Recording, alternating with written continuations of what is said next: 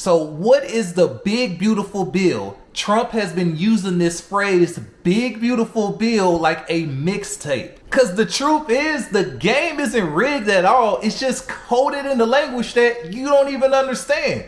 But that's why you got Skyler Paycheck. I am your Rosetta Stone. Like half of y'all that are watching this, the two of y'all that's gonna watch this video probably got more sense than the people that are writing these bills. But you ain't voting for them, you didn't write them. It's almost like you're trying to play Monopoly with Uno cards. He said it when he was trying to get Congress to pass stuff really bad. I'm talking like tax reform, like stimulus, like immigration laws, and most importantly, the Tax Cuts and Job Act of 2017. That's the bill that he kept bragging about like it was the best thing since Big Macs were 2 for $1. He called it big because it changed a lot. It really did. And he called it beautiful because the rich that already had money, they were smiling like they were baptized in even more money.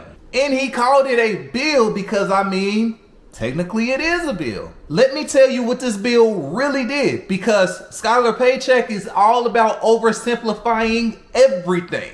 So the tax cut rate, he took it from 35% to 21%.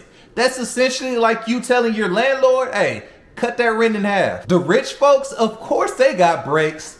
In the regular, middle class folks, y'all know how that kind of goes. Essentially, you might have got like a $40 boost on your check for that 1 year, if that.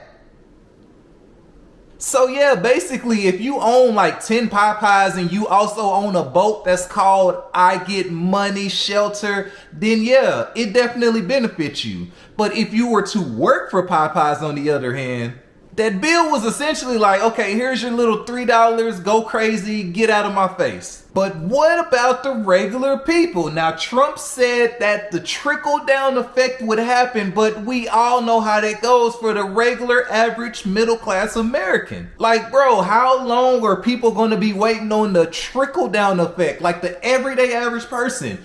It's been like that since Reagan's been in office, and they still been waiting on the trickle down. I mean, I wasn't even born yet and people were talking about the trickle down effect. It's not logical. Let's call it what it is.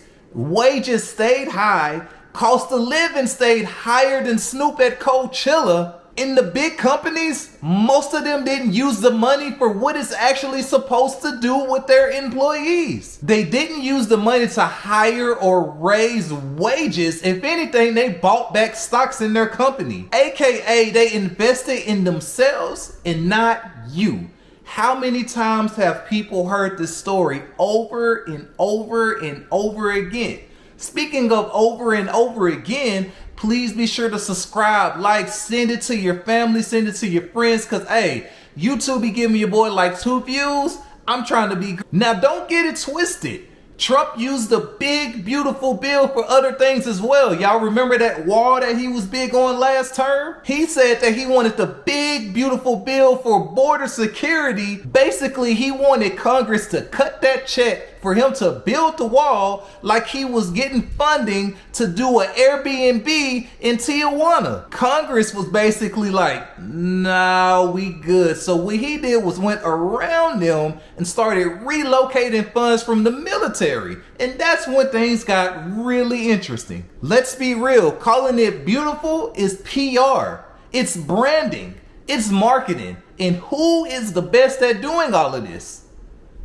Beautiful for who? If you got money and you are loaded with it, it is like a beautiful beach in Fiji. But if you're grinding day to day, working 2 jobs and Ubering on the side, that bill is more so like a pothole. It doesn't benefit you whatsoever. So yeah, beautiful is kind of like subjective, almost like somebody that says candy corn is good. It's like, to you it might be, but really it's not. So here's what we can learn from all of this. Politicians name bills like rappers name mixtapes. Don't get caught in the blender. Read the fine print, or at least peep the breakdown from somebody that does not lie for a living. Just calling it what it is. Understand who the bill was really made for. Every beautiful thing doesn't mean it's for your target audience. You have to understand that. That's like a sale at Gucci or Louis Vuitton.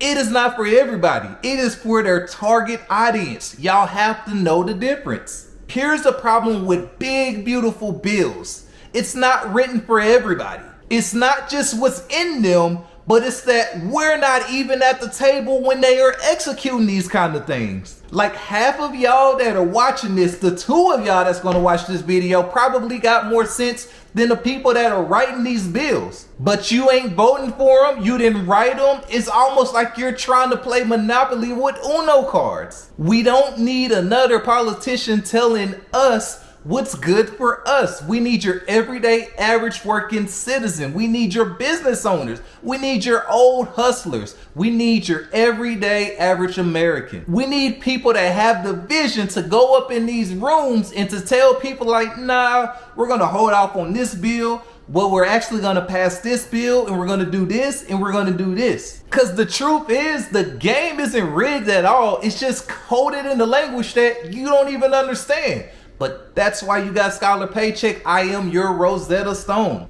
All right, so now that you know what the big, beautiful bill is, think of it like this. It's almost like someone trying to sell you a gently used car and it got 3 engines and a raccoon in the trunk. That's what it basically is. Watch the wording, stay woke, stay rich, stay blessed. Skyler Paycheck.